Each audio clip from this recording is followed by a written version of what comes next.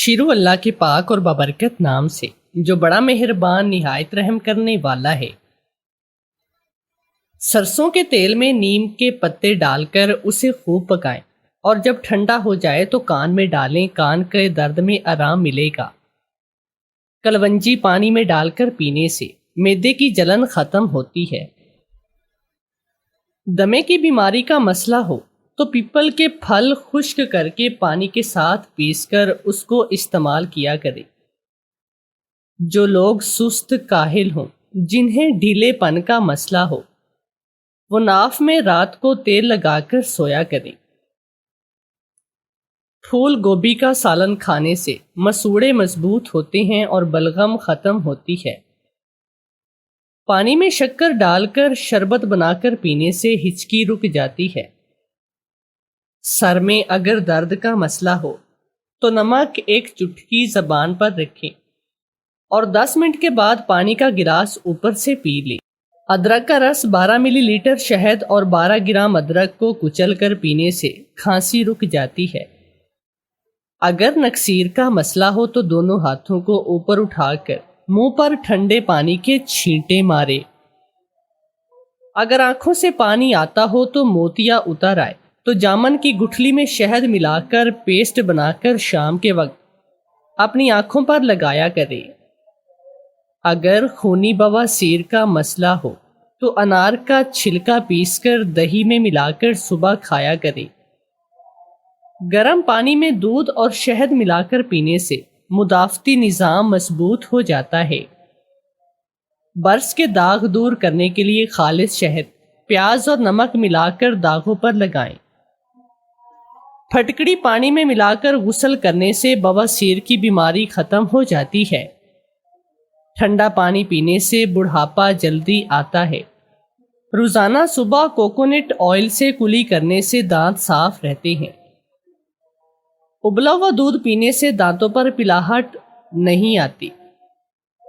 اگر معدہ صحیح طرح سے کام نہ کر رہا ہو تو روزانہ صبح چیونگم چبایا کرے۔ اگر کولیسٹرول حد سے زیادہ بڑھ جائے تو بھنے ہوئے چنے کھا لے۔ اگر حاملہ عورت دودھ اور ہلدی مکس کر کے پیتی رہے تو پیدا ہونے والا بچہ خوبصورت پیدا ہوتا ہے۔ انار دانہ کھانے سے ہاضمہ ٹھیک ہو جاتا ہے۔ اگر دودھ میں ارک لیمو ملا کر چہرے پر ملا جائے تو چہرہ خوبصورت نکل آتا ہے۔ اگر پھل وغیرہ کھانا کھانے کے بعد کھائے جائیں تو دانتوں پر میل نہیں جمتی۔ جب آپ کو پیاس نہ بھی ہو تب بھی پانی پیا کرو، اس سے گردے کبھی خراب نہیں ہوتے۔ ہفتے میں کہیں سفر ضرور کیا کرو، کیونکہ سفر کرنے سے ڈپریشن اور ہارٹ اٹیک کا خطرہ کم ہوتا ہے۔ کچھ دیر کے لیے بھوکا رہنا طاقت دیتا ہے اور تمہارے دماغ کو تیز کرتا ہے۔ خام میں کالے رنگ کا لباس دیکھو تو یہ رزق میں تنگی کی علامت ہے۔ چہرے کا رنگ خوبصورت اور صاف کرنے کے لیے آلو بخارا کھا لیا کرو۔ روزانہ صبح 4 بجے اٹھنے والے انسان کو کبھی کوئی بیماری نہیں گھیر سکتی۔ دیسی گھی کو گرم کر کے چاٹنے سے بدن کی سوزش اور درد ختم ہو جاتا ہے۔ بیٹھ کر کھانا کھانے سے بدن میں طاقت آتی ہے۔ نہار منہ سیب کھانے سے آنکھوں کے لیے فائدہ مند ہے۔ دہی روزانہ استعمال کرنے سے وزن میں کمی آنے لگتی ہے۔ لونگ کا دانہ منہ میں رکھ لینے سے مسوڑوں کا درد فوراً ختم ہو جاتا ہے۔ ہر کھانے میں کچی ادرک اوپر ڈال کر استعمال کیا کریں، اس سے پیٹ کے اپھارے اور پیٹ درد سے بچے رہیں گے۔ اگر آپ صبح کو ناشتہ وقت پر نہیں کرتے تو کچھ ہی دن میں آپ کو تیزابیت کی شکایت ہونے لگے گی۔ تربوز جسم کی ہڈیوں کو کمزور کرنے والی بیماریوں کے خلاف کام کرتا ہے۔ ایک لیمو پانی میں ابال کر پی لینے سے بدن کی تھکاوٹ دور ہو جاتی ہے۔ ادرک کھانے سے پٹھوں کو طاقت ملتی ہے۔ سفید چنوں کا استعمال شوگر کو کم کرتا ہے۔ خارش والی متاثرہ جگہ پر پیاز کا رس مسل دو، خارش کی بیماری دور ہو جاتی ہے۔ گرم کھانا کھانے سے پھیپھڑوں کی بیماریاں ہو جاتی ہیں۔ کالے رنگ کا لباس پہننے سے بدن میں گرمی زیادہ محسوس ہوتی ہے۔ پیلے رنگ کا جوتا پہنو، بچھو نہیں کاٹے گا۔ الو کی آنکھ میں آنکھیں ڈال کر دیکھنے سے بچا جائے، انسان کے اندھے ہونے کا خدشہ ہے۔ دہی کے ساتھ ناشتہ کرنے سے خون کی کمی دور ہوتی ہے۔ بکری کا دودھ روزانہ پینے سے رنگت گوری، بدن کی قوت میں اضافہ ہو جاتا ہے۔ شوگر کے مریض افراد کے لیے لوبیا کی سبزی نہایت ہی فائدہ مند ہے۔ کدو کا استعمال کرو، بلڈ پریشر نارمل رہے گا۔ ایک اناردانہ روزانہ کھانے سے انسان کے معدے کی صفائی ہو جاتی ہے۔ گلاب کے پھول کی پتیاں چبانے سے دانت چمکدار ہو جاتے ہیں۔ نہانے کے بعد کلونجی کھا لینے سے کبھی بھی کالے یرکان کی بیماری نہیں ہوتی۔ سر میں روزانہ مالش کرنے سے سر میں خون کی روانگی بہترین ہو جاتی ہے۔ ہلدی میں زخم بھرنے اور سوجن کم کرنے کی صلاحیت ہوتی ہے۔ گرم دودھ میں ہلدی شامل کر کے پینے سے جوڑ مضبوط ہو جاتے ہیں۔ جس کو کھانے کے بعد ہچکی شروع ہو جائے تو جان لو کہ وہ صحت مند انسان ہے۔ جس کو پیشاب کے قطرے آنے کا مسئلہ ہو، وہ بھنے ہوئے چنے اور کالے تلوں کو دودھ کے ساتھ لے، قطرے آنا رک جائیں گے۔ بھینس کے دودھ میں 3 کھجور کے دانے ڈال کر پی لو، قد لمبا ہونے لگے گا۔ پودوں کے گملوں میں کبھی کبھی ٹھنڈی چائے چھڑکنے سے مٹی میں کیڑے نہیں پیدا ہوتے۔ اگر لیمو کو ہمیشہ تازہ رکھنا ہے تو لیمو کو کسی برتن میں رکھ کر اوپر سے خشک نمک ڈال دو، لیمو رسیلا اور تازہ رہے گا۔ چھینک روکنے سے دماغ کمزور ہو جاتا ہے۔ لیمو کو چوس کر پیاز کاٹے جائے تو آنکھوں میں آنسو نہیں آتے۔ نہاتے وقت زیادہ کندھوں پر پانی بہانے سے بلڈ پریشر نارمل رہتا ہے۔ کمر کا درد ہو تو سونے سے قبل کچھ دیر اپنی ٹانگیں اوپر کی جانب کر لے۔ انار کا اندر والا سفید چھلکا کھایا کرو، کھانا جلدی ہضم ہوتا ہے۔ خواتین پیریڈز کے دوران ادرک کی چائے پیئیں یا ادرک کا استعمال کریں، یہ درد کو کم کرنے میں مفید ہے اور پیریڈز کی باقاعدگی کو ٹھیک کرنے میں مفید ہے۔ ہلدی کو بھون کر اس پر شہد لگا کر چاٹ لیں، زکام ختم ہو جائے گا۔ نہانے سے قبل بالوں میں تیل لگا دینے سے بالوں کی جڑیں مضبوط ہو جاتی ہیں۔ سفید لباس پہننے سے جلد خوبصورت نرم رہتی ہے۔ عورت کو حمل نہ ٹھہرتا ہو تو کھیرا اور لیمو کا استعمال وہ ضرور کرے۔ ٹھنڈے پانی سے غسل کرنے سے بدن کمزور ہو جاتا ہے۔ پیاز کی خوشبو سونگھنا دل کو طاقت دیتا ہے۔ اگر اپنے چہرے کو خوبصورت بنانا چاہتے ہو تو بادام کا تیل چہرے پر لگا لو۔ رات کے وقت میٹھا کھا کر سونے سے نیند میں خلل اور موٹاپے کا باعث بن سکتا ہے۔ اگر آنکھوں میں دھندلا پن آنے لگے تو سونے سے قبل آنکھوں میں سرما لگائیں۔ اپنے گھر کے فرش پر تھوکنے کی عادت مت بناؤ ورنہ ٹی بی کی بیماری ہو سکتی ہے۔ جن کو خون کی کمی ہے وہ زیادہ سے زیادہ سبزیاں استعمال کریں۔ زیرہ کھاؤ، جوڑوں کے درد میں افاقہ ہوگا۔ جسم کی کمزوری اور خون کی کمی دور کرنے کے لیے مصری منکا سیاہ، آلو بخارا، انجیر یہ سب چیزیں 10-10 تولہ لے کر ان کو پیس کر 8 خوراکیں بنا لو۔ ایک خوراک روزانہ رات کو پانی میں بھگو کر صبح خالی پیٹ پی لو۔ بیمار ہونے کی صورت میں اپنے دشمنوں کو معاف کر دیں تاکہ آپ شفا یاب ہو جائیں۔ معدہ کمزور ہو تو آم کھانے سے گریز کرو۔ لیٹ کر موبائل چلانے کی عادت سے بندے میں ذہنی دباؤ پیدا ہو جاتا ہے۔ چائے میں نمک پی لو، بلغم ختم ہو جاتی ہے۔ کچا انار کھانا گردوں میں پتھری پیدا کرنا ہے۔ بھاری کھانے کے بعد تھوڑی سی اجوائن چباؤ، ہاضمہ بہتر ہو جائے گا۔ کچا دودھ پیا کرو، یہ ہڈیاں مضبوط کرتا ہے۔ گائے کا دودھ حافظے کو مضبوط کرتا ہے اور دماغ کو تیز کرتا ہے۔ زیادہ گرم کھانا پھیپھڑے ختم کرنا اور دل کی کمزوری کا باعث بنتا ہے۔ آنکھوں میں ہمیشہ سرمے کا استعمال کیا کرے، کاجل سے آنکھوں کی نظر کم ہو جاتی ہے۔ جو عورت بھاری جیولری کا استعمال کرتی ہے اس کی جلد ڈھیلی اور پتلی ہو جاتی ہے۔ جو عورتیں اپنی زندگی خوشحال کرنا چاہتی ہیں ان کو چاہیے کہ چغلی کی عادت چھوڑ دیں اور حسد کرنے سے بچیں۔ جو عورتیں ہاتھ سے کڑھائی کرتی ہیں ان کی ذہنی صلاحیت اچھی ہوتی ہے۔ چہرے کا رنگ سانولا ہو تو لیمو کا پانی چہرے پر لگا کر سو جاؤ، چہرہ گورا، چمکدار اور سفید ہو جائے گا۔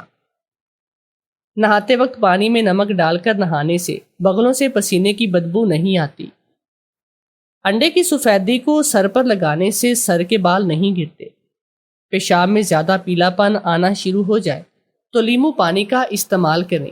میں موچی تھا، میری بہن پاگل گھر سے نکلتی تو لوگ ہنستے ہوئے کہتے، موچی تیری بہن پاگل بھاگ گئی ہے۔ یہ سنتے ہی میں غصے سے اسے گھر لے جاتا۔ اب میں اس سے پریشان تھا جب ایک روز ایک بھکاری سے اس کی شادی کی۔ اب میری اسے جان چھوٹ گئی تھی جب ایک دن میں جوتے سی رہا تھا اور ایک بڑی سی گاڑی میرے پاس آ کر رکی۔ یہ دیکھتے ہی میں حیران رہ گیا کہ اس میں سے میری پاگل۔ میرا نام شہروز خان ہے، میرا تعلق کوئٹہ سے ہے۔ چیزیں استعمال کے لیے ہوتی ہیں اور رشتے پیار کے لیے۔ بات جب بگڑتی ہے جب رشتوں کو استعمال کیا جائے اور چیزوں سے پیار کرنے لگ جائے تو انسان اچھا ہو یا برا یہ دنیا دونوں صورتوں میں اسے جینے نہیں دیتی۔ خاص طور پر اچھے انسان کو سب سے زیادہ آزمائشوں سے گزرنا پڑتا ہے۔ ایک مخلص اور اچھے انسان کو لوگ اپنے مقصد کے لیے استعمال کرتے ہیں اور اسی دوران وہ یہ سمجھتے ہیں کہ یہ تو سیدھا ہے، اسے کیا پتا ہم نے اسے بے وقوف بنایا ہے، اپنا مطلب نکالنے کے لیے، جبکہ مطلب پرست لوگ یہ نہیں جانتے کہ وہ سیدھا انسان تمہاری مکاری سمجھتا ہے۔ وہ صرف اپنی شرافت کی وجہ سے خاموش ہوتا ہے اور دل ہی دل میں اللہ تعالیٰ سے کہتا ہے کہ یا اللہ تیری اس دنیا میں میرے جیسے انسان کا رہنا تیرے ان مکار لوگوں نے مشکل بنا دیا ہے۔ یہ کہا گیا ہے کہ ایک انسان کا قتل ساری انسانیت کا قتل ہے، اور یہ دنیا والے کہاں گھروں کے گھر برباد کر دیتے ہیں، گھروں کے واحد کفیل ایک پل میں ان سے چھین لیتے ہیں۔ بہت ہی ناممکن سا ہوتا ہے خود کو سنبھالنا اور یہ سمجھ پانا کہ ہمارے پیارے کسی کے ہاتھوں اس دنیا سے چلے گئے۔ اس دنیا میں نیکی کرنا بھی کتنا مشکل ہو گیا ہے۔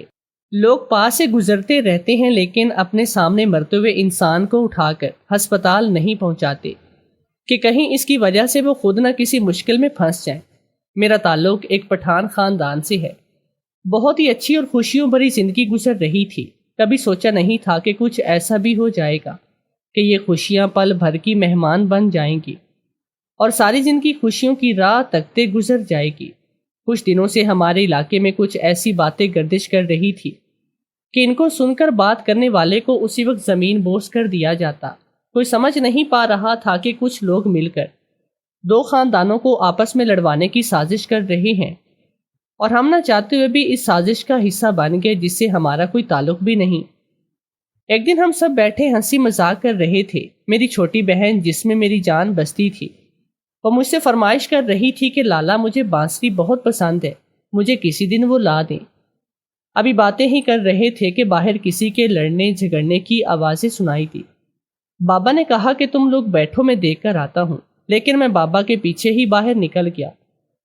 کچھ لوگ زمین کے تنازع پر ایک دوسرے سے بحث کر رہے تھے اور بات اتنی بڑھ چکی تھی کہ نوبت گالیاں گلوچ آنے پر ہو گئے۔ بابا ان کو روک رہے تھے لیکن کسی نے جان بوجھ کر بابا کو کالی کا نشانہ بنایا اور بابا کو گولی لگ گئی۔ میری بہن اور اماں بھی وہاں پر پہنچ گئے۔ جھگڑے کے دوران میری بہن کے سر پر گہری چوٹ لگی تھی اور ایک پل میں میرے پیارے میرے سامنے خون سے لت پت پڑے تھے۔ میں ادھر ادھر بھاگ رہا تھا، آوازیں دے رہا تھا کہ کوئی تو میری مدد کرے میرے پیاروں کو ہسپتال لے جانے میں۔ اسی گہما گہمی میں ایک کم عمر لڑکا کسی کو اپنے ساتھ لیے میری طرف دوڑتا آ رہا تھا۔ پھر ان کی مدد سے بابا اور میری چھوٹی بہن کو ہسپتال پہنچایا، لیکن ہسپتال پہنچتے پہنچتے بہت ہی دیر ہو چکی تھی اور بابا ہمیں چھوڑ کر دنیا سے چلے گئے۔ میری بہن ICU میں تھی اور اس کے سر پر گہری چوٹ آئی تھی اور ڈاکٹر صرف تسلی دے رہے تھے۔ میں اپنے بابا کو تو کھو چکا تھا لیکن بہن کو کھونے کی مجھ میں ہمت نہ تھی۔ 3 دن کے بعد میری بہن کو ہوش آیا تھا۔ وہ مجھے اور اماں کو ایسے دیکھ رہی تھی جیسے کوئی انجان چہرے کو دیکھ کر پہچاننے کی کوشش کر رہا ہو۔ میں نے کہا چھوٹی کیا ہوا، تم ٹھیک تو ہو نا؟ اور وہ اسی طرح مجھے گھورے جا رہی تھی۔ میرے دل کو کچھ ہوا اور میں ڈاکٹر کو بلانے کے لیے بھاگا۔ ڈاکٹر میری بہن کو کہہ رہے تھے بچے دیکھو یہ آپ کے بھائی اور آپ کی اماں جان ہے۔ میں اس وقت دیوار سے جا لگا جب میری بہن ہنسنے لگی اور تالیاں بجانے لگی۔ میری ماں مجھے گلے لگائے رونے لگی۔ اماں نے کہا، نہیں ایسا نہیں ہو سکتا، میری بیٹی کو کچھ نہیں ہو سکتا۔ کچھ ماہ ہسپتال میں رہے، میری بہن کے سر کا زخم ٹھیک ہو چکا تھا۔ میں نے ڈاکٹر سے کہا میری بہن کب تک ٹھیک ہو جائے گی، یعنی کہ اس کی ذہنی حالت کب تک ٹھیک ہوگی؟ ڈاکٹر نے کہا، دیکھیے ہمارے بس میں جو تھا ہم نے علاج کیا، لیکن آپ کی بہن کے علاج بہت بھاری رقم چاہیے، اس کا علاج یہاں نہیں ہو سکتا، اور علاج کے بعد یہ نہیں کہا جا سکتا کہ وہ بالکل ٹھیک ہو سکتی ہے۔ اس وقت میں نے خود کو بہت ہی بے بس پایا تھا، میں اس قابل کہاں تھا کہ لاکھوں روپے لگا کر اپنی بہن کو ٹھیک کر سکتا۔ مجھے تو اپنی جان جاتی ہوئی محسوس ہوئی تھی جب ڈاکٹر نے کہا کہ آپ کی بہن پاگل ہو چکی ہے۔ ابھی اس کی عمر ہی کیا تھی، تبھی صرف 9 سال کی تھی۔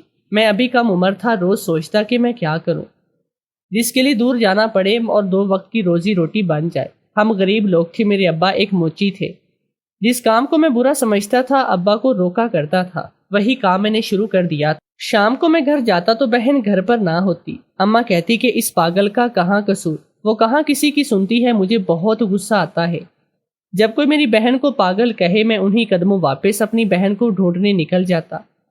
میری بہن پاگل ہو چکی تھی، جب اس نے ڈھونڈنے نکلا تو سامنے کچھ بچے میری بہن کو پتھر مار رہے تھے، وہ آگے آگے بھاگ رہی تھی، میں نے ان بچوں کو بھگایا۔ میری بہن نے کہا کہ سب بہت گندے ہیں، مجھے کہتے ہیں کہ میں پاگل ہوں، آپ بتائیے کیا میں آپ کو پاگل لگتی ہوں؟ میں تو اپنے گھر گئی تھی، وہ ادھر میرے گھر آؤ، دکھاؤں میں آپ کو اپنا گھر۔ میں نے اپنی بہن کو کہا جو تمہیں پاگل کہتے ہیں وہ خود اچھے نہیں، تم تو میری اچھی بہن ہو، چلو تم گھر لے کر چلتا ہوں میں۔ اور اپنی بہن کو بڑی مشکل سے گھر لے کر آیا تھا۔ اللہ تعالیٰ بھی کسی کو اتنا بے بس ہونے دے جتنا آج میں خود کو بے بس محسوس کر رہا تھا۔ میں اتنا بے بس تھا کہ اپنی بہن کا علاج بھی نہیں کروا سکتا تھا، جن لوگوں کی وجہ سے آج میرے بابا ہم سے دور چلے گئے اور میری بہن اپنا ذہنی توازن کھو بیٹھی تھی۔ میں ان لوگوں سے بدلہ لینا چاہتا تھا، جب پورا علاقہ خون بہا لیتا تو میں کیوں نہیں، میں ان کو کسی صورت میں نہیں چھوڑ سکتا تھا۔ جب میں اپنی بہن کو اس حالت میں دیکھتا تو میرا خون کھولتا، جو میری بربادی کی ذمہ دار تھے۔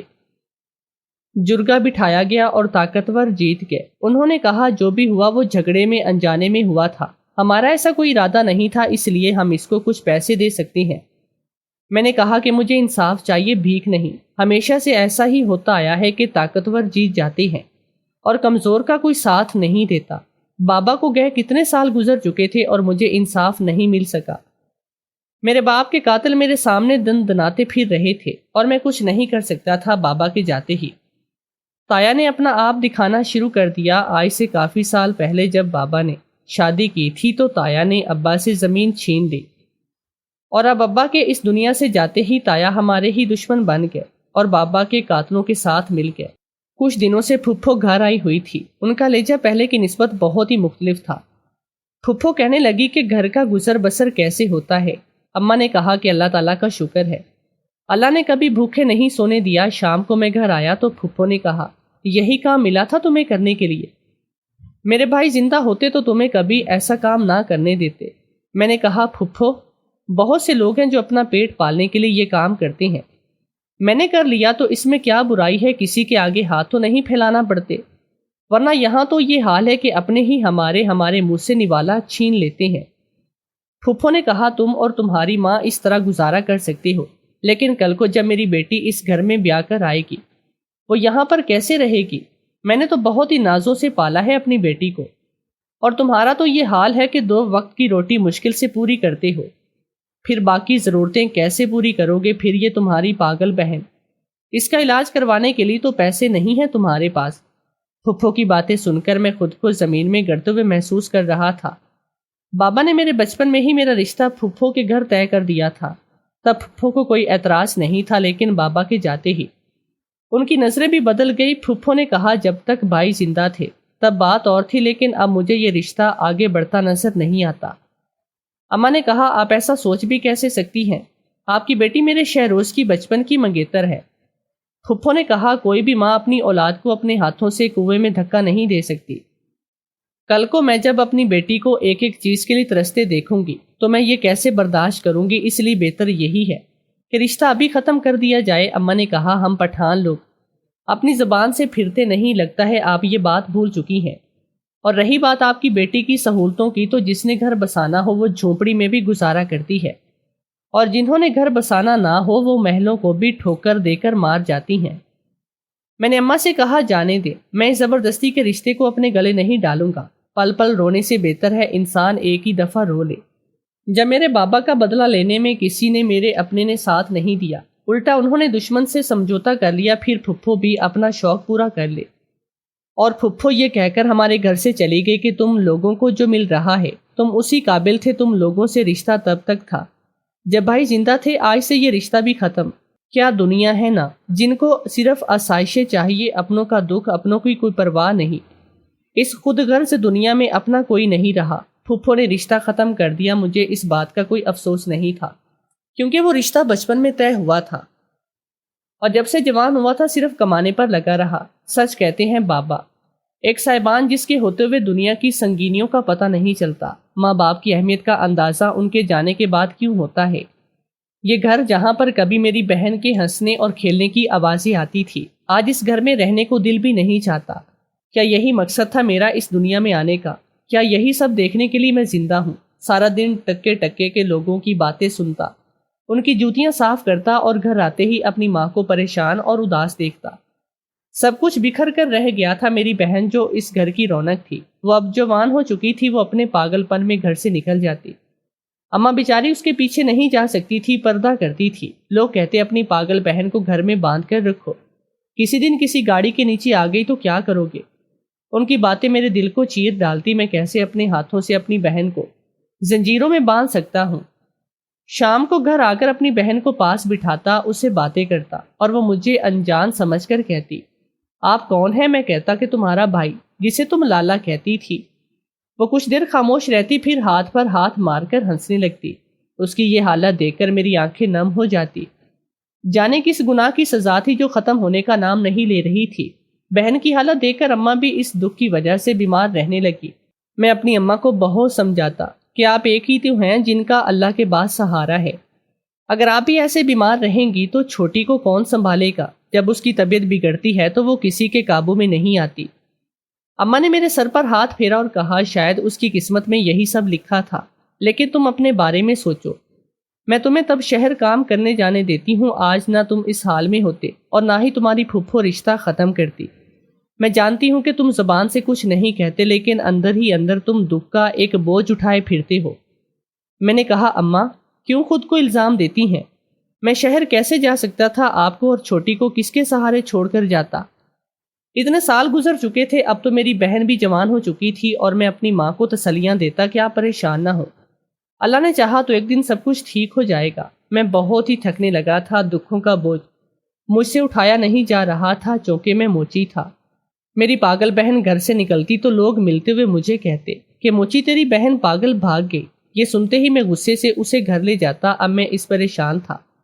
جب ایک روز ایک بھکاری سے اس کی شادی کی، اب میری اس سے جان چھوٹ چکی تھی۔ جب ایک دن میں جوتے سی رہا تھا اور ایک بڑی سی گاڑی میرے پاس آ کر رکی، یہ دیکھتے ہی میں حیران تھا کہ اس میں سے میری پاگل بہن باہر نکلی اور مجھے دیکھتے ہی کہا کہ لالا میں آ گئے۔ مجھے اپنی آنکھوں پر یقین نہیں آیا، میں اپنی آنکھیں ملنے لگا کہ شاید میں کوئی خواب دیکھ رہا ہوں۔ میری بہن نے لالا کہا، آپ کی چھوٹی بہن گل بانو۔ میں خوشی سے رونے لگا، میری بہن ٹھیک ہو چکی تھی۔ میں نے اسے پوچھا، تم اس گاڑی میں کیسے اور یہ لڑکا کون ہے؟ اس نے کہا، لالا پہلے گھر چلو، ساری باتیں بعد میں بتاؤں گی۔ میں ان کو لے کر گھر آیا۔ اماں سامنے برآمدے میں لیٹی کچھ سوچتے ہوئے چھت کو گھورے جا رہی تھی۔ میں اتنا خوش تھا کہ ابھی بھی سب خواب لگ رہا تھا۔ میں بار بار اپنی بہن کی طرف دیکھتا اور اللہ تعالیٰ کا شکر ادا کرتا جس نے مجھے اپنی زندگی میں ہی میری بہن سے دوبارہ ملنا نصیب کیا تھا۔ میری بہن نے چپکے سے جا کر اماں کی آنکھوں پر ہاتھ رکھ دیا۔ ماں تو ماں ہوتی ہے نا، وہ ہاتھوں سے پہچان گئی۔ اماں ایک دم سے اٹھ کر بیٹھ گئی اور کہا، میری گل بانو، یہ میری گل بانو ہے۔ اماں کبھی اس کا ماتھا چومتی، کبھی ہاتھ اور کبھی بے یقینی میں اسے دیکھتی جیسے کہہ رہی ہو، یہ خواب تو نہیں۔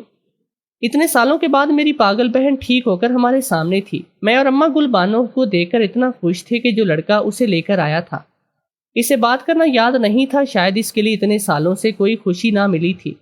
پھر اماں نے میری بہن گل بانو سے کہا، بچے یہ لڑکا کون ہے؟ گل بانو نے کہا، اماں یہ میرے شوہر ہیں۔ میں حیرانی سے اسے دیکھنے لگا۔ میں نے کہا، لیکن جب تمہاری شادی کی تو وہ ایک فقیر تھا، پھر یہ سب؟ میری بہن کے شوہر نے کہا، بھائی آپ ٹھیک کہہ رہی ہیں۔ میں جب آپ سے ملا تو مجھے فقیر بن کر آنا پڑا، کیونکہ اگر میں اس سلیے میں آتا تو آپ بھی کبھی گل بانو کی شادی مجھ سے نہ کرتے۔ دراصل میں گل بانو کو بچپن سے پسند کرتا تھا۔ اگر اپنی اصل شکل، صورت اور حیثیت میں آپ سے گل بانو کا ہاتھ مانگتا تو آپ مجھے کبھی نہ دیتے۔ میں حیران تھا۔ میں نے کہا، تم کون ہو، کس کے بیٹے ہو اور گل بانو کو کیسے ٹھیک کیا؟ گل بانو کے شوہر نے کہا، میں سب بتاتا ہوں، آپ پریشان نہ ہو۔ دراصل جب میں گل بانو کو اپنے ساتھ لے کر گیا تو اسے فوراً ہسپتال میں داخل کروایا۔ میں نے اس کا علاج شروع کروایا۔ پہلے تو میں بہت ہی نا امید تھا جب ڈاکٹرز نے کہا کہ بہت کم چانسز ہیں یہ ٹھیک ہو سکے، کیونکہ جب ان کے سر پر چوٹ لگی تھی تب زیادہ چانس تھے ان کی یادداشت واپس آنے کے، لیکن امید پر دنیا قائم ہے۔ آپ دعا کریں، اللہ تعالیٰ بہتر کریں گے۔ میں نے ڈاکٹر سے کہا، جتنا بھی پیسہ لگے، جو بھی کرنا پڑے میں کروں گا، لیکن پلیز میری گل بانو مجھے بالکل پہلے جیسی ٹھیک چاہیے۔ میں رو رو کر دعائیں مانگتا کہ کسی بھی طرح گل بانو ٹھیک ہو جائے۔ گل بانو کا آپریشن ہو رہا تھا اور میرے دل کی دھڑکن تیز ہو رہی تھی۔ کچھ نہیں پتا تھا کہ کیا ہوگا۔ پھر ڈاکٹرز نے کہا کہ مبارک ہو، آپریشن کامیاب ہو چکا ہے۔ گل بانو کو روم میں شفٹ کیا گیا۔ جب اسے ہوش آیا تو میں ڈرتے ڈرتے گل بانو کی طرف دیکھنے لگا کہ پتہ نہیں وہ کیا بولے گی، ٹھیک بھی ہوئی ہے یا نہیں۔ لیکن جب گل بانو نے میری طرف دیکھا اور کہا، تم کون ہو، اماں اور لالا وہ سب کہاں ہیں؟ میں یہ سنتے ہی خوشی سے رو پڑا۔ مجھے روتے روتے دیکھ کر گل بانو نے کہا، تم کون ہو اور رو کیوں رہے ہو؟ میں نے کہا کہ میں تمہارا شوہر ہوں۔ شوہر؟ گل بانو نے کہا، یہ کیسے ہو سکتا ہے؟ میں تمہیں نہیں جانتی، بھائی کو بلاؤ۔ لالا سے پوچھتی ہوں، تم جھوٹ بول رہے ہو۔ میں نے نکاح نامہ لا کر گل بانو کو دکھایا، لیکن اسے پھر بھی یقین نہیں تھا۔ میں نے کہا، جب میری تم سے شادی ہوئی اس سے پہلے تم اپنا ذہنی توازن کھو بیٹھی تھی۔ تمہارا بھائی اکیلا تھا، تمہارے اپنوں نے ان کا ساتھ چھوڑ دیا تھا۔ تمہارے بھائی نے بہت کوشش کی کہ کسی بھی طرح سے وہ تمہارے علاج کے لیے رقم اکٹھی کر سکے اور تمہارا علاج کروائے، لیکن اس کو اس کے حق سے ہی محروم کیا گیا، اس لیے وہ علاج نہیں کروا سکا۔ اور میں سب جانتا تھا، اس لیے سوچا کہ اس بھیس میں جاؤں۔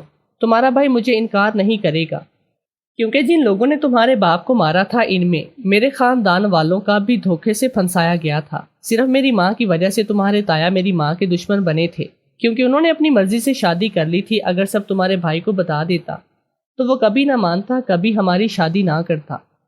پھر گل بانو نے کہا، مجھے ابھی لالا سے ملنا ہے۔ میں نے کہا کہ تم پہلے ٹھیک ہو جاؤ، پھر تمہیں تمہارے گھر لے چلوں گا۔ اور دیکھیں، آج آپ کی گل بانو آپ کے سامنے ہے۔ پھر گل بانو کے شوہر نے اماں کی طرف دیکھا اور کہا، ایک عورت اپنی پسند سے شادی کی تھی اور شادی بھی اپنے خاندان میں کی تھی، لیکن خاندان والوں نے اسے باغی کہہ کر خاندان سے نکال دیا۔ میں اسی عورت کا بیٹا ہوں۔ اماں نے روتے ہوئے گل بانو کے شوہر کی طرف دیکھا اور کہا، تم پریشے کے بیٹے ہو، تم میری بڑی بہن کے بیٹے ہو۔ اماں اسے گلے سے لگائے رونے لگی۔ میں نے اماں سے آپ نے بھی خالہ کے بارے میں کوئی بات نہیں کی، ہمیشہ یہی کہا کہ آپ کی کوئی بہن نہیں۔ اماں نے کہا، کیونکہ جب تمہاری خالہ نے پسند سے شادی کی تب خاندان والوں نے مجھ سے قسم لی تھی کہ کبھی اپنی بہن کا نام اپنی زبان پر نہ لاؤں گی اور نہ ہی اس سے کوئی تعلق رکھوں گی۔ پھر گل بانو کے شوہر نے کچھ کاغذات میرے آگے کیے اور کہا، یہ آپ کی امانت۔ میں نے کہا، کون سی امانت؟ تو کہنے لگا، آپ کے تایا نے جو آپ کی زمین پر قبضہ کیا تھا وہ ہم نے واپس لی ہے ان سے۔ میں حیران تھا، ایسا ایک ساتھ اتنی خوشیاں میں سوچ بھی نہیں سکتا تھا۔ میں اٹھ کر اس کے گلے لگا اور کہا، تم نے خوشی سے اتنا کچھ کر دیا ہمارے لیے۔ میں تو مایوس ہو چکا تھا۔ گل بانو کے شوہر، جو دراصل میری خالہ کے بیٹا تھا، اس نے کہا، آپ اب ہمارے ساتھ شہر چلے، اور وہی رہے۔ میں پھر شہر آ گیا، وہاں زمین کے پیسوں سے گھر خریدا، اپنا کاروبار شروع کیا جو بہت ہی کامیاب تھا۔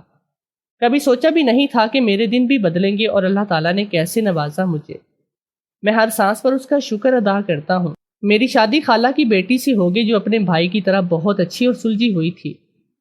میں ایک کامیاب انسان تھا۔ جب ان سب کو پتہ چلا تو پھپھو کو پتہ چلا۔ وہ اماں سے معافی مانگنے آئی اور کہا، میں نے شہروز کو ٹھکرا کر جس سے اپنی بیٹی کی شادی کی وہ پہلے سے شادی شدہ تھا، اور ہمیں اس بات کا بہت دیر سے پتہ چلا۔ میری بیٹی گھر آ گئی ہے، لیکن اس کا شوہر اسے طلاق نہیں دے رہا۔ پھپھو نے کہا، یہ سب میرے ساتھ اس لیے ہوا کیونکہ میں نے یتیموں کے ساتھ ناانصافی کی، ان کا ساتھ دینے کی بجائے ان کو چھوڑ دیا اور اپنے بڑے بھائی کے ساتھ مل گئے اور اپنی بیٹی کا رشتہ امیر گھر میں کر دیا۔ دیکھو، میرے لالچ نے مجھے کہیں کا نہیں چھوڑا۔ اماں نے کہا، میں آپ کو معاف کرتی ہوں، اللہ تعالیٰ کا شکر ہے کہ میرے بیٹے کے نصیب۔ تایا اور وہ لوگ جنہوں نے ابا کے ساتھ سب کیا تھا انہیں ان کے کیے کی سزا مل چکی ہے۔ وہ سب سلاخوں کے پیچھے تھے، برائی کا صلہ ہمیشہ برائی ہوتا